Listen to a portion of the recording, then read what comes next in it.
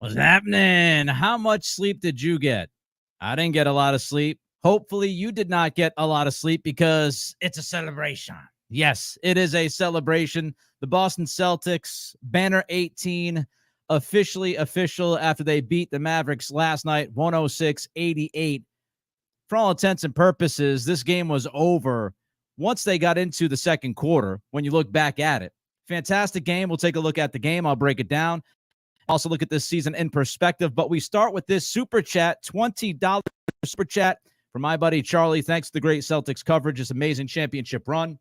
I'll have more time to reflect, but this might be one of my favorite championships teams in my lifetime. Gonna sit back and enjoy the pod. Well, thank you, Charlie. Always appreciate your support of the show, of the pod, of the Patreon page. You've been with us from almost the very beginning, I do believe. So thank you. I'm happy for you. I know you're a big-time Celtics guy, as many of you are. And last night, man, it does not get any better, right?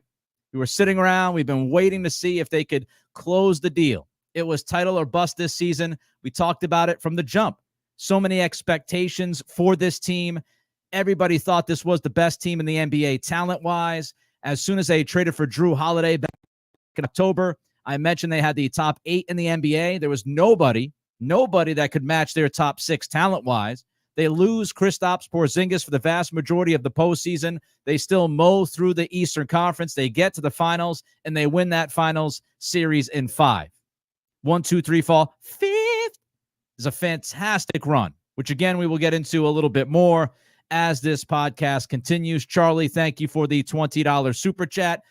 You can throw a super chat in there if you want your comment or question read. Don't forget to like, comment, subscribe, rate, and review to this podcast. All right, let's start with Jason Tatum. I know Jaylen Brown won the MVP last night. We'll get to Jaylen, trust me, in just a couple of minutes. But I thought Jason Tatum was the best player on the floor last night, especially in the first half. Tatum was brilliant in that first half. I think he had 7 assists in the first quarter. He had 9 dimes in the first half. He played efficient basketball. He played smart basketball. He played unselfish basketball. Tatum was fantastic in that first quarter. He was fantastic in that first half. 31, 8, and 11 is what he ends up giving the Celtics on this championship night. And one of the best things about Tatum's game last night, downhill Tatum is my favorite Tatum. I've said that over and over and over again. When Tatum attacks, when he takes no prisoners, when his number one priority offensively is to touch that paint, he is a very, very devastating offensive player. And last night, I could count on one hand, maybe he took 2 or 3 shots that you would call forced or settle shots. He was attacking downhill all night long, and it got better as the game went on, and he ended up dominating the fourth quarter, which we'll get into in a minute. But Chris Forsberg posted this morning on Twitter. This is a number that I had mentioned leading into this series and what he had done, Tatum, early in the series against the Mavericks. You look at drives per game. This was something I brought up a few podcasts ago, a few games ago. In the regular season, Jason Tatum drove the basketball 9 times per game. 9 times. In the playoffs, he drove the basketball almost 13 and a half times a game, 13.4 times per game. Do you know how many times per game Tatum drove in the finals? He drove the basketball 19 times per game in this series against Dallas. More than twice the amount of times he drove in the regular season per game is what he drove against Dallas in this series. His foot was on the accelerator constantly driving, constantly putting pressure on the Dallas perimeter defense, constantly creating opportunities for his teammates.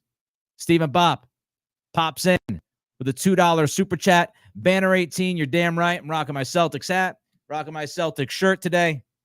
Had to do it. Why not? Have to go shopping for that gear later on today as well. Getting ready for the parade.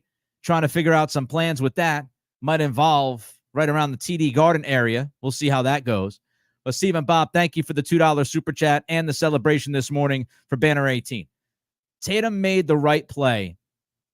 I'd say 80%, 85% of the time in this series. He really did. he made the right play. When he was driving outside of game 4, which we can now look at and officially label an anomaly. Game 4, which was weird. Guys got out of sorts. They started to press. They started to think a little bit. Dallas was fighting for their lives. Game 4 got weird. Outside of that, the Celtics were very consistent the way they approached this series. They were very consistent how they approached the postseason. But especially Tatum in this series, he made the right play, I'd say 85% of the time at least. When he was driving to score at the rim, or he was driving to kick when he drew traffic to an open teammate for a wide open three. I don't know if Tatum could approach the game any better than he approached the game consistently from game 1 through, 19 playoff games this postseason. I'm not telling you that he shot great. He obviously did not shoot great. I'm just talking about his approach, his mindset, his game plan, and his consistency with all of those things. And we can officially, even though I talked about the whole closing thing as a complete joke with Tatum, you can't sit there and tell me the guy doesn't show up for big games when he puts up 46 in Milwaukee in a game 6 to force a game 7, which they won and moved on and eventually got to the NBA Finals in 2022. You can't tell me a guy doesn't close when he puts a 51 burger on the forehead of Joel Embiid in a game 7. You just can't tell me that. You can't tell me that he's not a big-time player when he puts up 30, 11, and 6 or whatever it was in the Eastern Conference Finals in that series. And last night, he put the stamp on it. If you're going to sit there and tell me that Jason Tatum can't close games, can't close series, can't close big games and big moments, I'm just going to label you as a hater. That's how I'm going to categorize you moving forward. Because last night, Jason Tatum closed that basketball game. He gave him an excellent first quarter, and he closed the fourth quarter in aggressive fashion. Oh, he's not an alpha. Throw that stuff out the window. I said this on 98.5 The Sports Hub. My first 2 shifts back there. And by the way, I'll be back on 98.5 this weekend. Can't wait. Going to be Sunday afternoon. I'm going to be running point. Can't wait for that show. But I said this on 98.5. I said it on this podcast. I've said it on prior radio shows. Jason Tatum, he closes. And not only that, he has matured into what people wanted him to become. He's become more vocal. He's become more animated on the floor at times. Look at last night after the Peyton Pritchard half-court 3. Peyton did it again. I mean, come on now. Unbelievable. Peyton Pritchard comes off the bench, hadn't played a second, drills a 3 from half-court. The three-pointer, right? The and one play late in the game. The slapping of Jaylen Brown's chest earlier in the postseason. Jason Tatum has screamed, he has flexed, he has pumped his fist, he has slapped his teammates, he's pushed his teammates, he's done all of those things. And people are living in an alternate universe if they haven't seen that. But now maybe people will just shut up and appreciate who he is as a basketball player. There will be some that will continue to fight, will run against the wind and pee against the wind. Good luck to all of them. Because Tatum shut them all up last night. He scored 11 of the final 15 Celtics points last night. He is one of 5 players, Jason Tatum, in NBA Finals history to have 30 points and 10 assists in a title-clinching win. He's only one of 5 guys that have had 30 points and 10 dimes in an NBA Finals clincher. The other 4 guys, Steph, MJ, James Worthy, and Walt Frazier. Not too shabby. Dick Leip on Tatum. As Tatum, he earned his first championship, became only the second Eastern Conference player to amass at least 30, 10, and 8 rebounds in a finals game. In addition, Tatum surpassed Robert Parrish to move into 6th place on the Celtics' all-time postseason scoring list and became the top playoff scorer in NBA history. It's NBA history. A lot of history, folks. Became the top playoff scorer in NBA history among players 26 or younger, passing Kobe Bryant. Breaking news, Tatum is damn good. Let's get to Jaylen Brown. Before we get to Jaylen Brown, don't forget, give us that thumbs up. All the likes mean the world to us, especially when we talk Celtics, trying to build that traffic, build this community. Thumbs up on YouTube is how we beat that algorithm. Like the podcast, comment on the podcast, throw a chat in there if you'd like. Subscribe to the podcast as we're trying to get to 3,500 subscriptions. So subscribe as well. Rate and review at Spotify and Apple Pods. Jaylen last night, 21, 8, and 6. The best thing about Jaylen Brown in last night's game, and the best thing about Brown's series, and really the best thing about Brown's postseason, was his defense. And not only was it his defense, it was the fact that he wanted to defend. He demanded to defend. He demanded to defend Luka Doncic.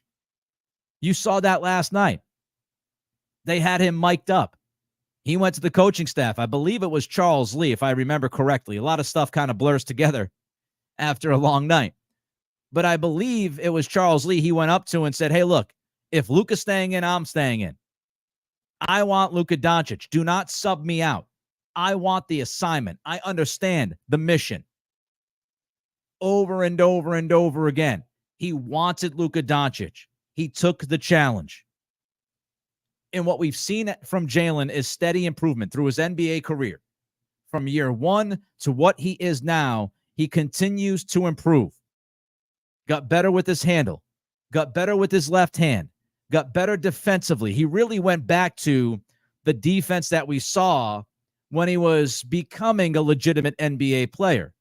He took a slight step back over the last year or two, but this year was his best defensive season, arguably, of his entire career. And he took the fact that he was not put on an all-NBA defensive team. He took that personally. He took it personal to not be on an all-NBA team. And I would like to thank all of those voters, because what you did was put a bigger chip on the shoulder of Jaylen Brown as he walked into this postseason, and he was motivated and he was focused to do one thing: play his best basketball that he's ever played in his life during the playoffs, and he accomplished that feat. Eastern Conference Finals MVP, NBA Finals MVP. Are there any more questions about Jaylen Brown? If there are, shut them down.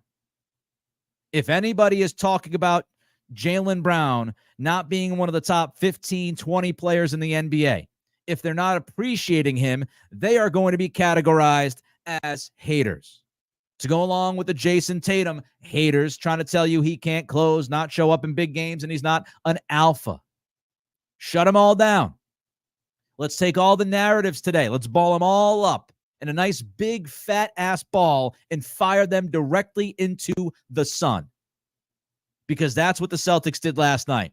They took every single ridiculous, embellished narrative from mostly the national media, some local, took every single one of those embellished, ridiculous, embarrassing narratives, and they fired them into the sun last night with a dominating performance in a Game 5 of the Finals, shutting down a Mavericks team, especially defensively. We'll get into that a little bit, led by Jaylen Brown and Drew Holiday. You can give Derek White some love, too, who blocked Derek Lively at the rim last night. No big deal. Derek White, 6'4". Not a big deal. But what they did was they took that Mavericks team, best offensive backcourt of all time, best backcourt in the history of the world. Kyrie Irving, the renaissance, the rebirth of Kyrie. He's been here before. He hit the big shot to beat the Golden State Warriors. Luka Doncic is the best player in this series. The best player usually always wins in the series.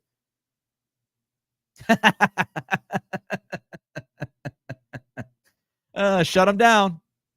Shut him down. Shut him down. Shut him down. Shut him down. Fire him into the sun. And Jaylen Brown's steady improvement over and over and over and over again. His work ethic, his relentlessness to get better and prove the world wrong. And he stands on top of that mountain now as an NBA Finals MVP, an NBA champion, and a driving force to go along with Jason to banner 18. His rim reads, Jaylen Brown's rim reads, how much better has he gotten? Driving to the paint, drawing defenders, making the right read, finding White in the corner for a huge three during this playoff run. How many times did we see that? 6 assists from Jaylen Brown. And he just continues to get better and shut people up in his defense. Man, oh man. Man, oh freaking man. I'll get into Jaylen Brown's defense against Luka Doncic in a minute. But here's Dick Lipe on Brown last night. Jaylen Brown, Paul Pierce, Larry Bird, Cedric Maxwell, JoJo White, John Havlicek. Those are the 6 players in Celtics history to earn Finals MVP honors since the award debuted in 1969. Brown averaged 20.8 points, 5.5 rebounds, 5 assists, and 1.6 steals while playing stellar defense. How stellar was the defense, Nick? You asked the question. I answered the question. Chris Forsberg posted this on Twitter just a little while ago. Doncic, when he was defended by Jaylen Brown, okay, when it was Doncic versus Brown in this series, 154.4 possessions. Jaylen Brown defended Luka for more than 32 minutes of this series. That's a lot, folks. It doesn't sound like a lot, but that's a lot. He defended Luka for 32 minutes of this series. Luka, in those 32 minutes, scored 21 points. He shot under 41% from the floor. He shot 25% from 3. He had 5 turnovers and 2 shooting fouls. It was the most matchup time logged by a Celtics player versus an opponent in any round of the postseason. Jaylen Brown looked at Luka Doncic and wanted to make a statement. Everybody is calling you the best player in this series. Everybody is waxing poetic about how dangerous of an offensive player you are. And he is. Luka's special. This is less about Luka than it is, about Jaylen Brown being just damn good defensively. And Jaylen Brown took that matchup. He took that challenge, and he held Luka to 40% shooting in the series. Held him to 25% from 3. Forced him to turn the basketball over 5 times. That number again, 1, 2, 3, 4, 5. Jaylen Brown, excellent. Celtics, what's funny about last night's game, they went cold from 3 in the second half. They were on fire in the first half. They made like 10 of 21 in the first half. They could not throw it in the ocean in the second half. It was a rock fight in the second half. But the Celtics kept fighting and pushing defensively. They continued to defend. They continued to pressure the basketball. They continued to communicate. They didn't let up. There was no let up in last night's game on either end of the floor. And I thought in the third quarter, people sit there and they say the Celtics didn't score in the third quarter. How many layups did they miss? The C's missed like 7 or 8 layups. I tweeted last night at Nick C Radio, if you want to follow me. I tweeted every time a Celtic blows a layup, an Angel gets its wings. They missed like 14 or 15 layups last night. And half of them was in the third quarter. So they just missed a bunch of bunnies in the third quarter. If they made their bunnies, this would have been a 40-point game going into the fourth quarter. But they blew all sorts of bunnies right around the rim. They couldn't make them. They couldn't make them, but they kept attacking, and they kept playing the game the right way. They did not allow the misses at the rim to impact the rest of their game. They continued to play the right way, stay focused, and continue to push on Dallas and make sure that Dallas was not going to be given any room to breathe. And they did it by defending all night. The Celtics had 8 points. Celtics scored 8 points in a 12-minute stretch, and the Mavericks could do nothing about it. Celtics scored 8 points for a full quarter of that game last night. And the Mavs could not put a dent in the deficit because the Celtics defense was just too damn good. It was nonstop. Tremendous. Higher pickup points. We talked about it on the podcast yesterday, right? Higher pickup points. You saw that. You saw them defending, especially Jaylen, but others, Drew Holiday, Derek White. You saw the Celtics defending the entire floor. Inbound pass, they were going to defend all the way up until the offensive possession in the half-court set, and then they were going to defend even better in the half-court set. But the high pickup points, the ball pressure, impacting the ball, making the Mavericks feel uncomfortable, making Luka work. At a certain point, Dallas was like, screw this. We got to get the ball out of Luka's hands because Jalen's forcing him to play too much and work too hard. So we're going to have PJ Washington bring the ball up. That didn't work great. They tried Kyrie. Kyrie got hounded by Drew Holiday. They couldn't run away from the Celtics defense in the backcourt, let alone the half court. It was the high pickup points. It was the intensity of impacting the ball, playing with force on that end of the floor. It was Brown once again doing a great job against Luka. And it was the Celtics rebounding. They'd have a great possession defensively. They would not give up second chance points. They would not give up the offensive rebound. Now, how many times do you see a basketball team, they play great in the first possession, give up an offensive rebound, give up a bucket? Dallas was doing that last night. Dallas would have a decent possession defensively. The Celtics, though, they would hound on the glass. They would get the offensive rebound. They would reset and get something cooking. We saw Drew Holiday get offensive rebounds. We saw Derek White get offensive rebounds. The Celtics did a very good job, a fantastic job of defensive rebounding, making sure that Dallas was not going to get those second chance points. Boston's defense was incredible in the 4 wins. I mentioned this to Sean Silver after Game 2 on 98.5. Can the Mavericks score 100?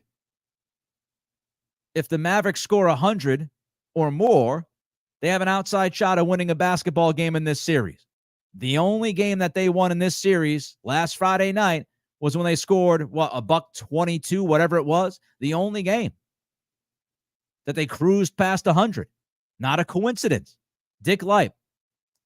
In Boston's 4 wins, the Celtics limited Dallas to an average of 93.5 points. Mavericks were held to only 8.3 3-pointers a game. They shot 28.7%. We talked about the math. We talked about the 3-point game before this series.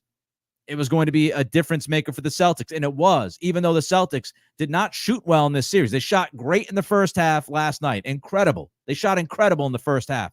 Built that lead, but then kind of fell off a cliff shooting the ball in the second half. But Dallas was even worse. They limited Dallas to under 29% shooting from 3. They limited Dallas to less than 16 assists a game in the 4 wins.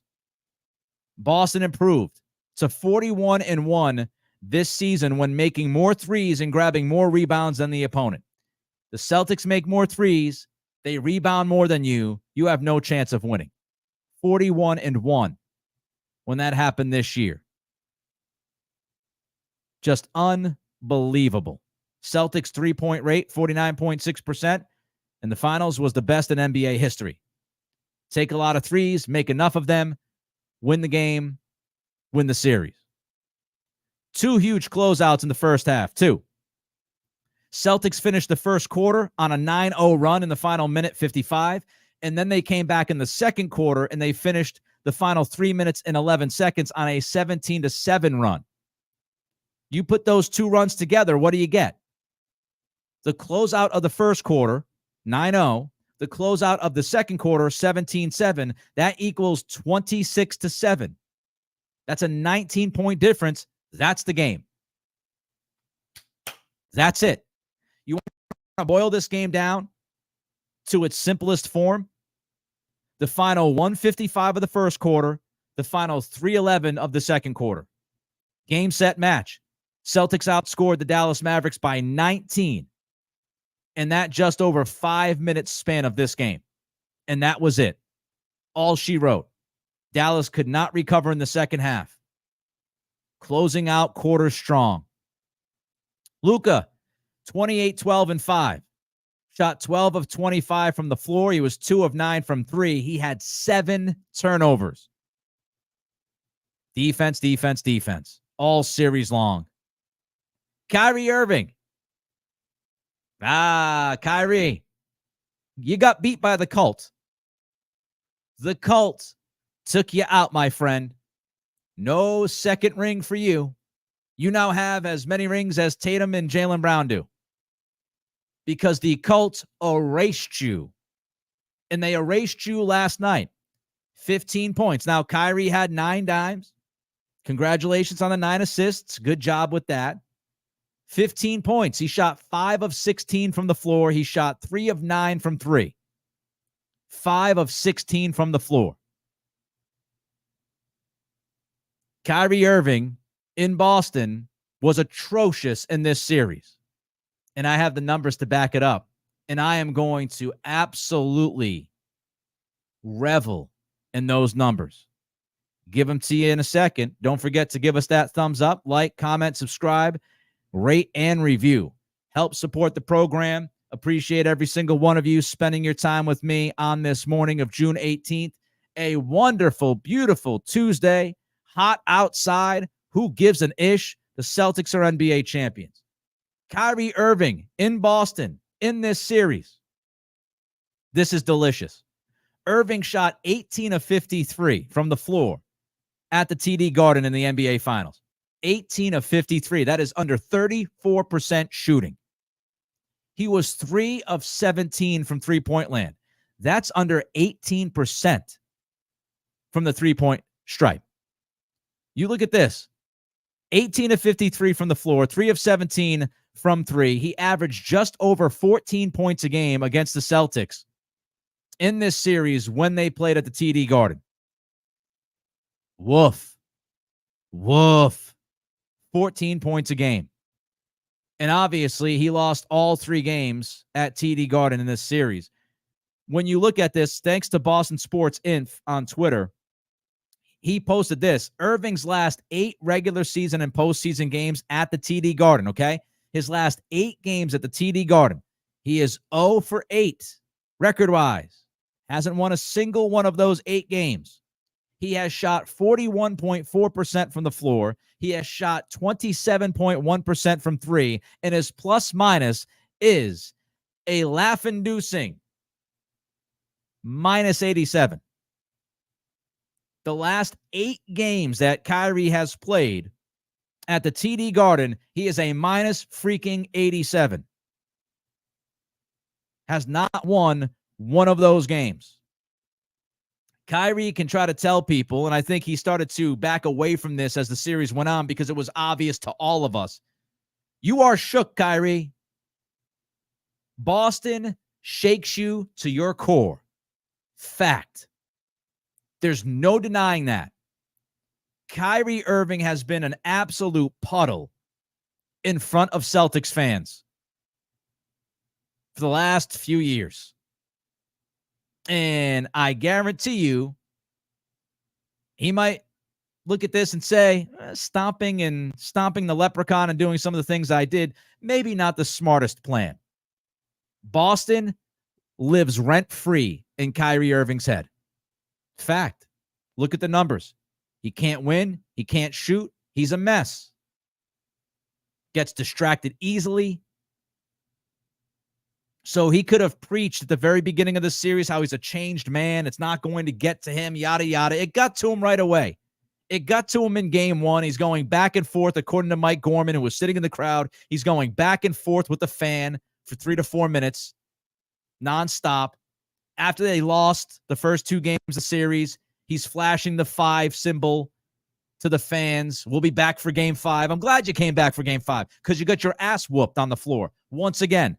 I loved watching you stink out loud yet again for the 8th straight game at TD Garden.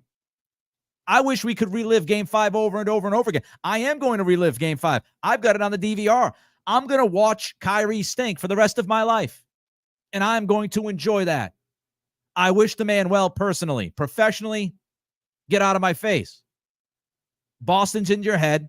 They've been in your head. You can't deal with it, and you have stunk over and over and over and over and over and over and over again. No matter how hard you try to fight it, reality is reality, and reality set in on Kyrie Irving yet again. You can't handle Boston. Just like Tom Cruise couldn't handle the truth. You can't do it. Can't do it, won't do it. And we've seen it.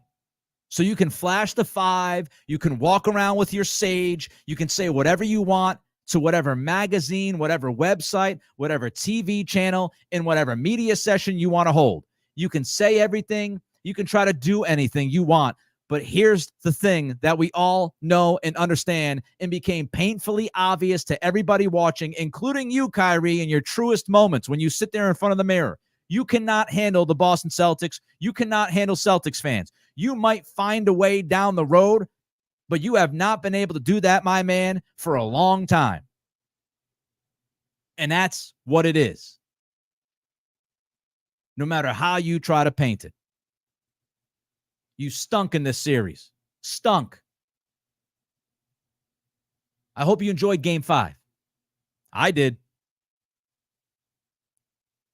Let's talk about a player who showed up.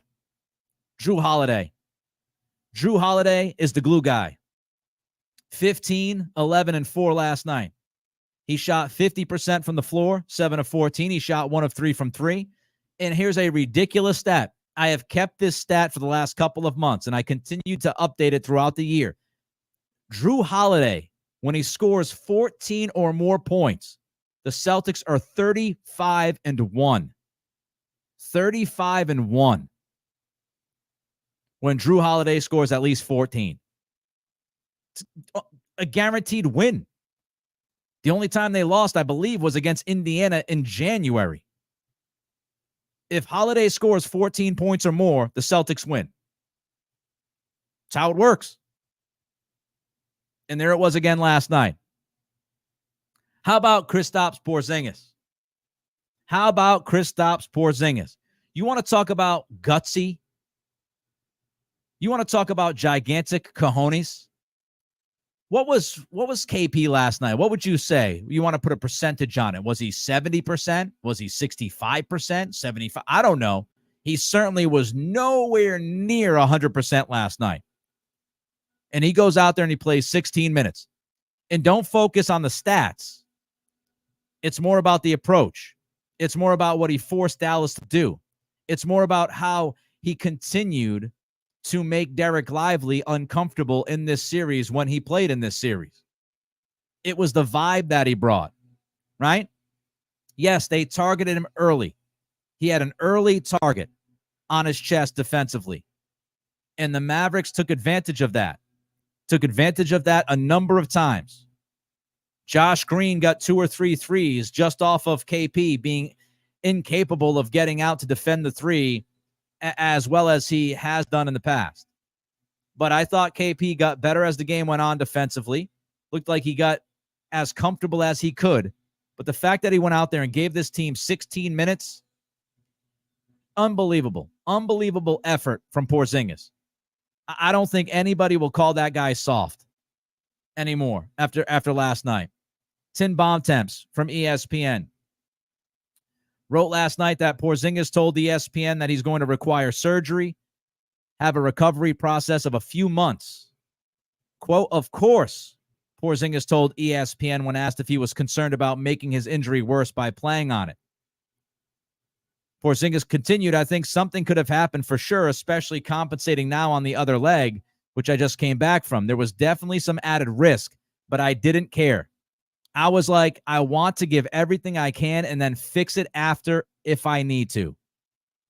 He said he would die if he had to. Porzingis backing it up. Gutsy performance from him last night. He's just another guy on this team that you watch. And you could find yourself admiring at times because of the effort, because of how they handle themselves on and off the floor. Even Sam Hauser. How about that big Hauser energy last night, baby? Big Sam energy coming through the TD Garden. Watch out. Hauser's diving on the floor. He's chasing loose balls. He's knocking down threes. He's defending multiple guys. But you know, Derek White, we want to talk about effort. We talk about Hauser and his energy. We talk about what Hauser was doing, running around and diving on the floor and chasing loose balls and giving his all. There we had Derek White literally giving his teeth for a championship. Thank you, Derek White. Thank you, Derek White. Hallelujah. Derek White is captain consistency. He wasn't good in game 4. I didn't care because I knew Derek White would come right back and be who Derek White is. Professional, shot maker from 3, defender, blocking, as I said earlier in this podcast, blocking lively at the rim, knocking down a big 3 when Dallas was trying to creep into that game last night in the second half. But we will all remember Derek White diving on the floor and Derek Lively diving on top of Derek White, who was diving on the floor. Lively's forearm smacking the back of Derek White's head. By the way, no foul. Don't know why. And Derek White's mushed face against the TD Garden floor. Blah. And I thought it was great last night. I tweeted it at Nick C Radio. If you want to follow me, Eddie House and Brian Scalabrine asked him what he yelled at the bench after he had chipped half of his tooth off. And he said, F that tooth. I mean, just great. I mean, how do you not love this team? This team is so likable. Honestly, they're so likable. Who on this team is punchable?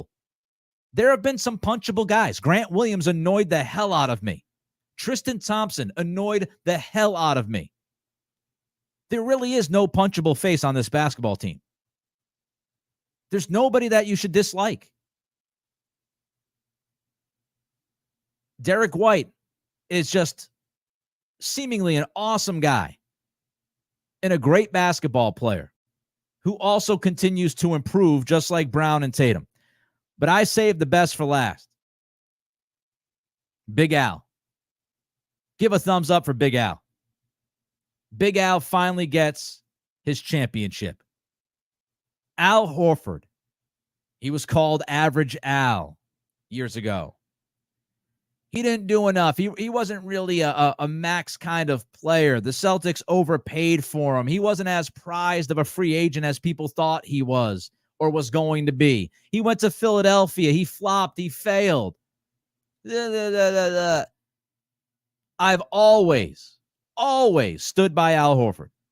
You can go back years ago. I stood by Al Horford. I appreciated what Horford did on the floor. He did all the little things that people don't pay attention to. And he wasn't respected enough by enough people his first time around here in Boston. Now he is. Now he is beloved. And people understand who Al Horford is, what he stands for, and what he does for a basketball team. And you saw that last night. Al Horford, champion. It's a beautiful thing. You love to see it. You love to hear about it.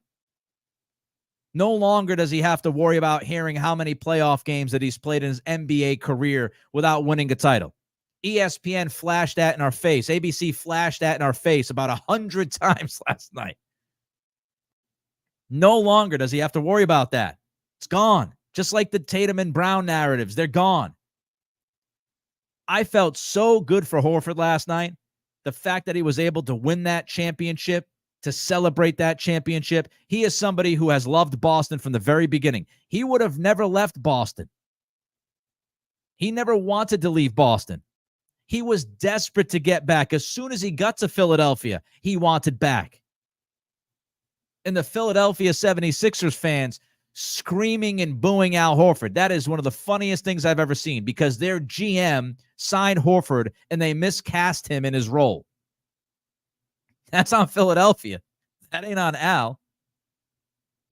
And here he is, 175 years old, 225 kids, and he's out there playing 30 minutes, and he's scoring and he's rebounding, and he is part of the spirit of this basketball team. He happens to wear my favorite number, 242, which doesn't hurt. But Al Horford, man, a pro's pro. 9 points, 9 rebounds, 2 assists, 2 steals. He is the wise man of that locker room. And I was thrilled to see Al Horford win a championship and get that ring. Total team effort. From Tatum to Brown to Holiday to Hauser to Pritchard's half-court three to Horford to Porzingis playing hurt. How do you not love that? Boston Sports Inf posted this on Twitter. The Celtics are the first team to have all 5 starters. There's that number again. 1, 2, 3, 4, 5 starters in a finals game that each had 8 points or more and 8 rebounds or more. They're the first team to have all 5 starters in a finals game give you at least 8 and 8. Brown, Tatum, Horford, Holiday, White all had at least 8 points and 8 rebounds. First time we've ever seen that in NBA history in the finals, in a clinching game, nonetheless. Unreal. Unreal. The little things. 25 assists, only 7 turnovers. Dominating the glass. They were plus 16 on the glass. That's playing with force and impact. They made 17 of 20 at the free throw line. They were plus 10 at the free throw line versus Dallas. They were plus 6 at the 3-point line. And I've got more. We've got 3 more people we have to specifically talk about here. Before I get to those 3 more people, as we celebrate Banner 18, like, comment, subscribe, rate, and review. Help a brother out. Help the podcast out. Let's do it for the Celtics. 18th championship. And you know who built that team? We know who built that team. At least part of that team. Brad Stevens. Shout out to Danny Ainge. Absolutely taking advantage of the Brooklyn Nets front office. We will never forget that, Danny. Shout out to Danny Ainge for drafting Jaylen Brown and Jason Tatum. No doubt, Danny Ainge will be looked at, I think, similarly as Dan Duquette is looked at for the Red Sox World Series in 2004. Theo Epstein came in, put the finishing touches, made all the right moves to make that team a championship team and get them over the hump. Brad Stevens did the same thing. Brad Stevens is Theo Epstein. Brad's Theo. Danny is Duquette. Danny put the foundation here with Brown and Tatum. And then Brad Stevens came in and said, I know what needs to happen. I know what we need to add. Goodbye, Kemba. Appreciate your time. You were great for us when you were healthy. Really good dude, but we want Big Al back. Then eventually I'm going to make bigger deals and bring Porzingis in. And I'm going to bring in Drew Holiday. But I'm going to go back to one of Stevens' first moves that made a huge difference. And that, of course, was Derek White. When the Derek White trade was made, a lot of people were scratching their head. Derek White? Why Derek White? We now know why Derek White. Stealing Sam Hauser from the Miami Heat. Mwah, chef's kiss. Suck on that, Pat Riley. Extending Peyton Pritchard. Like all of these different things. Rich Keefe, buddy of mine. You all know him, works for EEI. I want you to soak this in. Brad Stevens traded Josh Richardson, Romeo Langford, Marcus Smart, Danilo Gallinari, Mike Muscala, Robert Williams, Malcolm Brogdon, 3 first-round picks and a second-round pick for Derek White, Porzingis, and Holiday. Brad Stevens built a monster.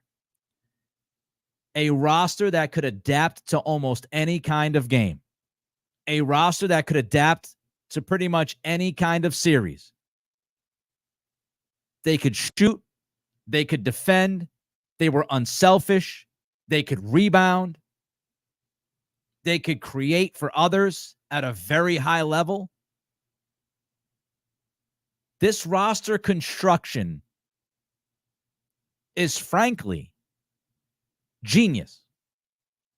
And I talked about it going back when they traded for Kristaps Porzingis almost 1 year ago to the day. You can go back and you can find my tweets about the Porzingis addition. As much as I loved Marcus Smart, at that time, I talked about Porzingis being an impact player, that he could be the difference maker for this team. And I listed all of the reasons why. And you can go back, and he pretty much checked all of those boxes. And then when they acquired Drew Holiday, I did a podcast. All of this is on the Cattle's on Causeway section of the Nick Cattle Show YouTube channel. You can go check these out. They are archived. And when they added Drew Holiday, broke down what he does, navigating screens, defending every inch of the floor, pick and roll play when you need it, pick and pop play when you need it. Porzingis and Drew Holiday. Unbelievable from Brad. Unreal. And he built a team that is just so dangerous on both ends. 80-21. They won 80 of the 101 games they played. They never lost more than 3 games in a row. It's nuts. 16-3 in the postseason. This team was title or bust, and all they did was go out there and literally have one of the best NBA seasons that we have ever seen an NBA team have. They took those expectations. They knew everybody had them in the crosshairs. They understood that they had to win Banner 18. That was the mission.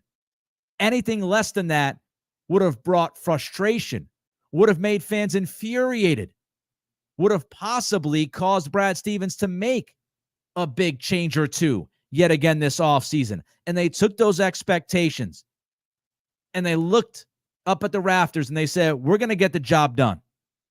It is title or bust. And we are not busting. 80-21 overall record, 16-3 in the postseason. That's dominance. I'll have more numbers for you later about that dominance. Another guy we got to talk about, Joe Mazzulla.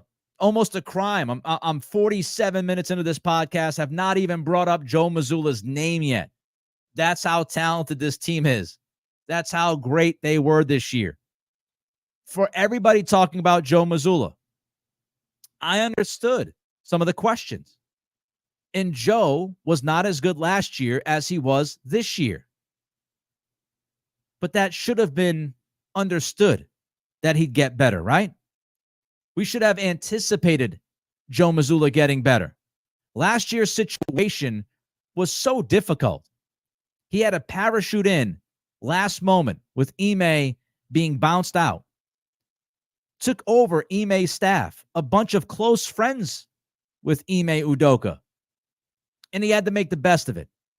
This year was Joe Mazzulla's team. And it took on his personality in some cases.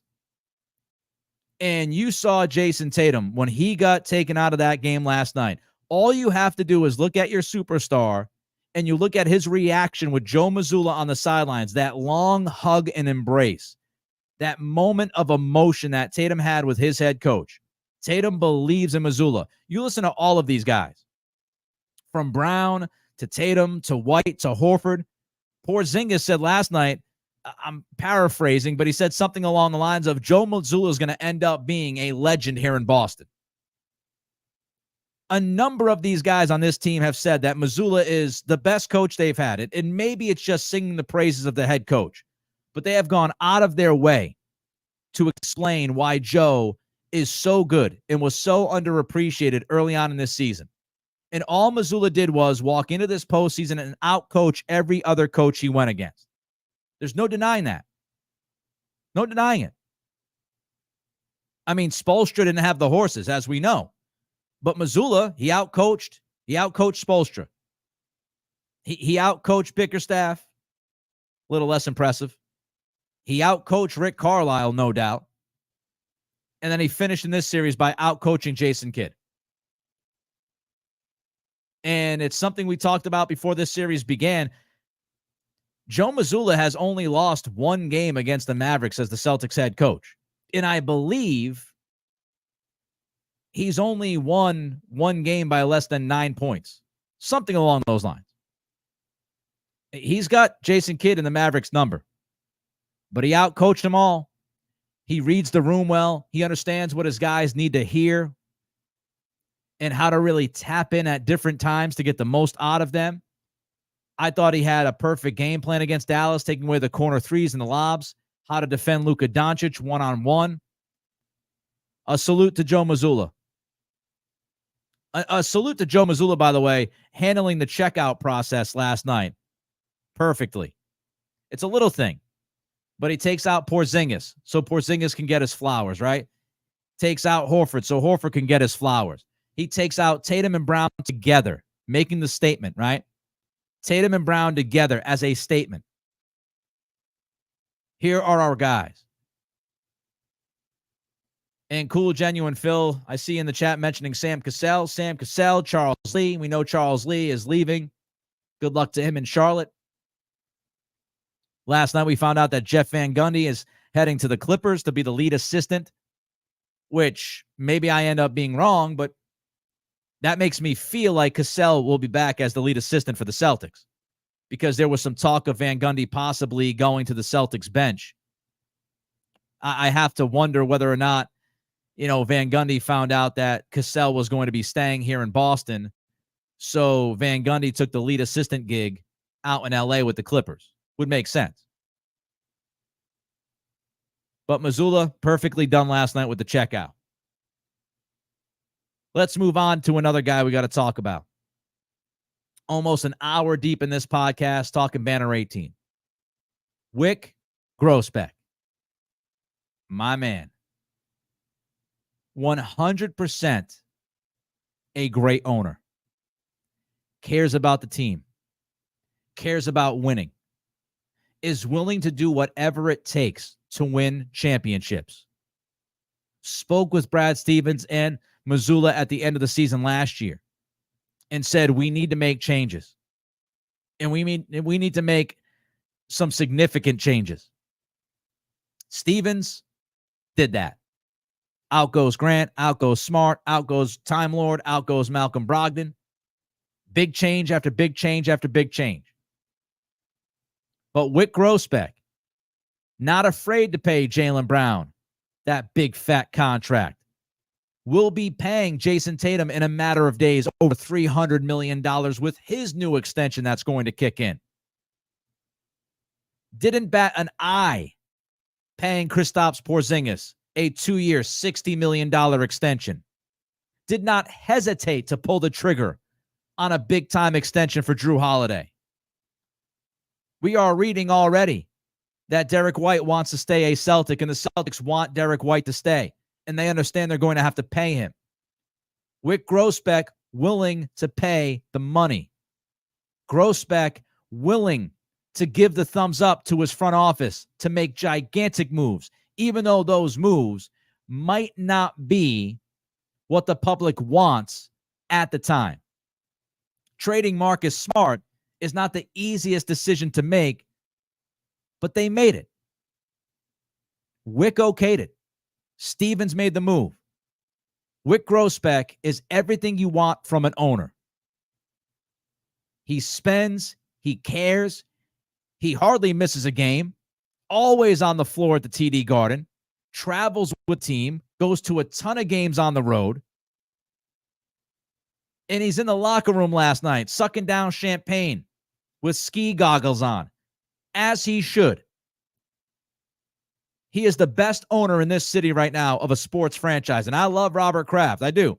But Wyc Grousbeck, he's at the top of the list with what he's done. And the willingness to do whatever it takes. So just a fantastic job by Wyc and Steve Paliuca and the ownership group. Best ownership group in the city. John Henry, take notes. And how sweet is it that the final season of Mike Gorman ended with a championship? Doesn't that make you feel good? Doesn't that make you smile? I can't help but smile when I say that. The final season of Mike Gorman as the play-by-play voice. I grew up with Mike. It was tough to see Mike call it a career. I hate to think of watching Celtics games next year without Mike Gorman being the soundtrack. But what a way to go out. Against Washington at TD Garden, he sat there with Scalabrine at half court, and he just asked the team to go win it. And that's exactly what they did. Al Horford, Mike Gorman.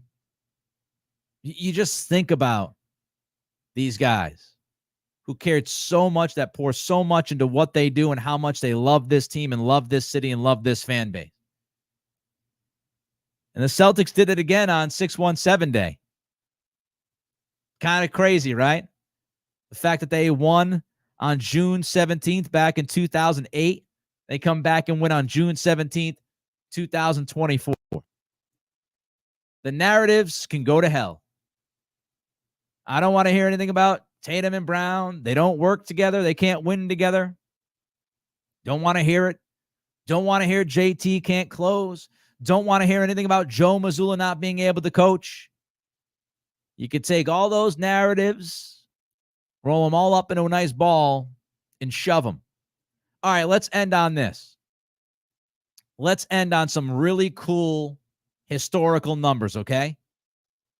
I want to put this year into perspective. I've said throughout the season, we need to appreciate this. Yes, it's title or bust, but we need to appreciate what this team is doing every step of the way, because they are putting up historical numbers. And if they win the championship, they will go down as one of the best teams that we've ever seen in the NBA. And they won that championship last night. So let's give you some of these numbers to make you feel good on the way out. Hopefully I see some of you at the parade. I'm planning on going. Most wins in Boston Celtics history. This team is third on the list. 08, 86 won 82 games. Obviously this year, Celtics won 80 games. The best NBA, and I should point out, this is all from Sean Grandy. Grandy doing great work on the old Twitter. Best NBA championship runs in the 16-win era, which is 02 to last night. Golden State, 16-1 in 2017. Celtics, 16-3 in 2024. San Antonio and Denver. San Antonio in 07, Denver last year, 16-4. The final 2023-2024 NBA standings, when you combine the regular season and the playoffs, the Celtics finished 12.5 games better than Oklahoma City. How about best scoring differential? NBA history, including playoffs. Now, Grandy obviously makes the point the blowout loss in Game 4 cost the Celtics 2 spots on this list. So if it wasn't for that blowout on Friday night, the Celtics would have been 2 spots higher on this list. Okay? But best scoring differential, NBA history, including playoffs. The Celtics, 6th all-time. 71 Milwaukee, 2017 Golden State, 96 Bulls, 72 Lakers, 97 Bulls, and then you have your 2024 Celtics. Best scoring differential, 10.72 was the final number. If you're wondering about 86, 86 is 11th on that list. 2008 is 15th on that list. Celtics, 6th best scoring differential in NBA history, including the playoffs. And let's end with chef's kiss of stats and info from Grandy. You ready for this? I'm going to run these down, okay? Second team in the 16-win playoff era to only lose 3 playoff games. One of 8 teams in NBA history to outscore teams by 10-plus points for the regular season and the playoffs. Scoring margin again, 6th best in NBA history. 7th longest playoff win streak at 10. They never trailed in a playoff series. They finished with 80 wins, which is 79% at the win percentage, which is the 9th best in NBA history. You look at the regular season. NBA's best record. They won the East by 14 games. Largest NBA conference win since 76. They had the 5th best scoring margin in NBA history in the regular season. They had the 3rd best scoring margin at home in the NBA's history in the regular season. They hit the 2nd most threes in the history of an NBA regular season. They won 37 games at home, 3rd in franchise history, most wins at home in the NBA in 8 years. They won or tied season series 28 of 29 teams. The only team that won a season series against the Celtics this year were the Denver Nuggets. They had the NBA's best home record at 37-4. They had the fewest road losses with 14. They had the best record in the NBA this year in back-to-backs at 12-2. They clinched a playoff spot 17 days before any other team did that. They clinched the NBA's best record before 12 teams clinched a playoff spot. Their longest losing streak of the year was 2 games, including the playoff. They had more 30-point leads than 10-point deficits. They had 17 30-point leads and 16 10-point deficits this year. They had an NBA record 17 25-point wins, an NBA record 10 30-point wins, an NBA record 3 50-point wins. They had 10 wire-to-wire wins. They only had 1 single wire-to-wire loss in the regular season.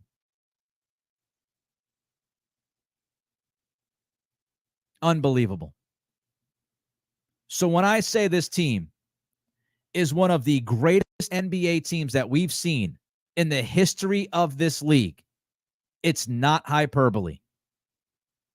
They are absolutely, unequivocally one of the best teams that has ever played the game after winning a championship last night against Dallas. Banner 18. No more narratives. Facts. Historical team this year. And I hope all of you were able to appreciate the run and appreciate this ride. Because man, oh man, what a hell of a ride it was. NBA champions, Boston Celtics, duck boats ready, Friday morning, 11 a.m. Like, comment, subscribe, rate, review. I appreciate every single one of you. This has been the Nick Cattle Show.